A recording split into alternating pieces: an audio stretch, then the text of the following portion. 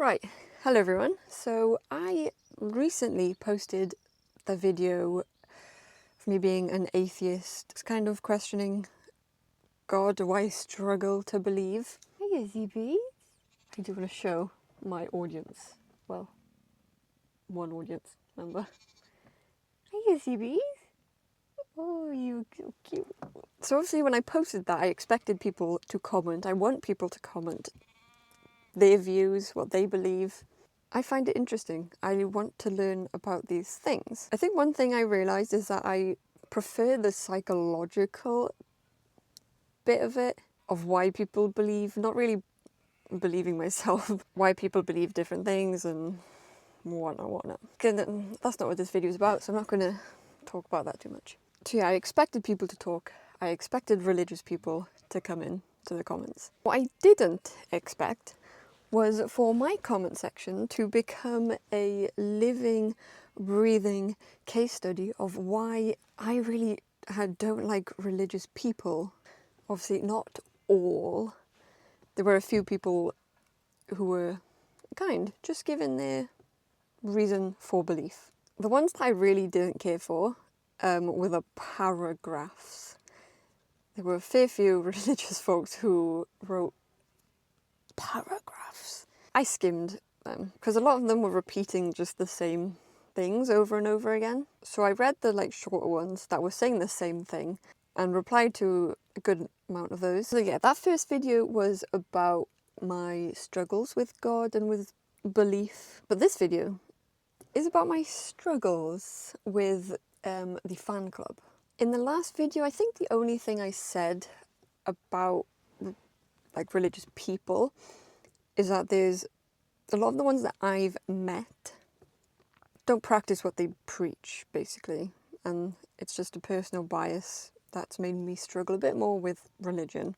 But after reading some of the comments, my opinions haven't just stayed the same.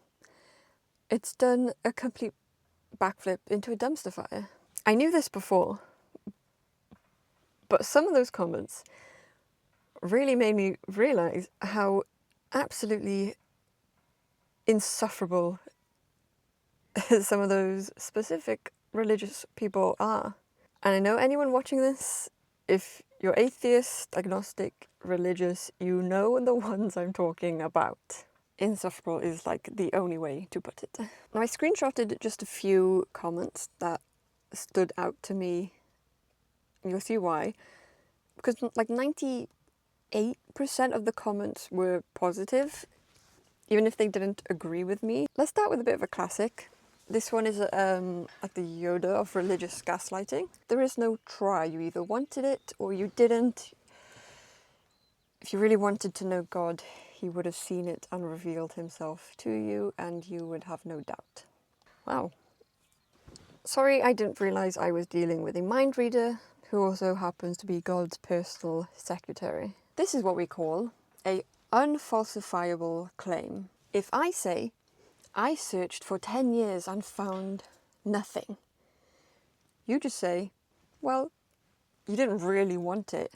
It's a perfect loop of logic that lets you ignore my actual lived experiences so you can keep your worldview tidy. Can you imagine applying this to anything else? I tried searching for my car keys for 3 hours. If you actually wanted to find them, these keys would have revealed themselves to you. No, the keys are just lost and your logic is broken. And broken is a kind way of putting that. Next comment, basically, it is not difficult to know the truth. You have all the proof and evidence you will ever need in the new birth until that experience becomes your own reality. Unfortunately, you will only continue in your denial and unbelief. Translation is, you'll believe it once you believe it. So this person is literally saying the evidence is that feeling you get once you accept it as truth. That is the definition of circular reasoning. The proof that the flying spaghetti monster exists is that feeling of fullness you get after eating pasta. And until you experience the noodle birth, you're just in denial. Prove me wrong. And Jesus said what he meant. Great. I mean what I say too. I need a reason to believe the book is true, before I use the book to prove the book. You know? Oh yeah, then we have the folks who think I just haven't tried the most basic troubleshooting steps. God really loves you. But if you genuinely pray, saying something like, God, I want to know you, please reveal yourself to me, he will answer. God is like a person. Brothers, sisters, if you never get on the phone, talk to them, the relationship will die. I love the phone analogy, like I really do, especially if you're talking about dads, because can you tell fatherless? So it doesn't, I guess that just doesn't work for me. Because if I call my dad every day for like 5 years and the line is silent, so no breathing, no hanging up, nothing, at some point I've got to conclude that he's not there. I was on the phone. I spent years on the phone. I was consistent and I sought him with all my heart. No, I'm not just talking about my dad here. If God is a person who wants a relationship, he is the most ghosting, low-effort partner in the history of relationships. My turtle. If a human acted like God, you would tell me to block that number and probably go to therapy. Now, this is probably the most common one. Like the have you tried turning it on and off again kind of Christianity. So the comic only got 1 minute video, but have you tried reading the Gospels? Matthew, Mark, Luke or John? Truth follows.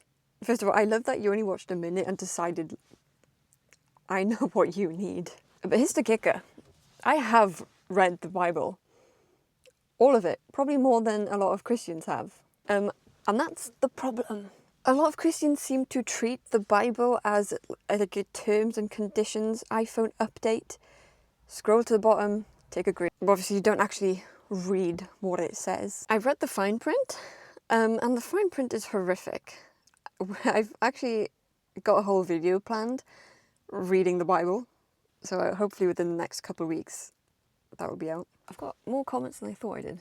Oh yeah, there was a lot of, just read the Bible, then you'll believe. Did we read the same book? Truly, like I'm genuinely asking. Because the God of the Bible isn't this loving father. It's more of a Bronze Age warlord with some temper problems. Let's read a bit of the Bible right now. Let's look for some inspiration. Maybe we'll start believing in the Christian God. 1 Samuel. This is a good one. This is when God orders the total genocide of the Amalekites. But not just the soldiers. He specifically says, do not spare them, put to death men and women, children and infants, cattle and sheep, camels and donkeys. Funny, why do I never see that in people's bios? Kill the infants and sheeps. 1 Samuel. If you hashtag blessed, I'm going to put that one in my bio. Leviticus 25. Yeah, this is where God gives instructions on how to buy, sell and inherit slaves from the nations around you. So he doesn't say, don't do it. He says, here's how you do it. Sure, there's some great inspirational quotes in the Bible, but there's way too much of that shit to read it and to think, yeah, this is the book of truth. This is the book I'm going to follow. For me, reading the Bible was the fastest way to not becoming an atheist, but wanting nothing to do with the Christian God. Filled with contradictions, impossible claims, and a level of violence that is just disgusting. Like, I want no one to associate me with this book ever. So if you commented something like this, if this was one of your comments, I'm not in denial. I'm in reality. I'm looking for evidence that stands up to scrutiny, not a feeling that requires me to shut off my brain. If God is real and he's all powerful, he knows exactly what it would take to make me believe. So he probably knows I'm making this video. He knows where I live. And yet, nothing. So stop telling me to seek him with all of my heart, because I already have. My heart is full, and it's full of logic. It's also full of empathy for the victims in that holy book. So if the best you've got is read the Bible, try harder, then I think we're done here. So I've read the book, and the only thing I found was a bunch of empty promises and a comment section full of people who are remarkably confident about a book they clearly haven't finished. Thank you for watching. My audience has left me. Ironically, they were a bunch of lambs, but this is Wales. We enjoy our sheep. Yeah, thank you for watching. Thank you for listening. This one obviously a bit different to the first video. I felt like I needed to make this one because some of those comments were just ridiculous. I quite enjoyed making these, so I might make more religious videos. So yeah, so yeah, like, comment, share, subscribe if you want, and I will see you in the next one. Ta-da!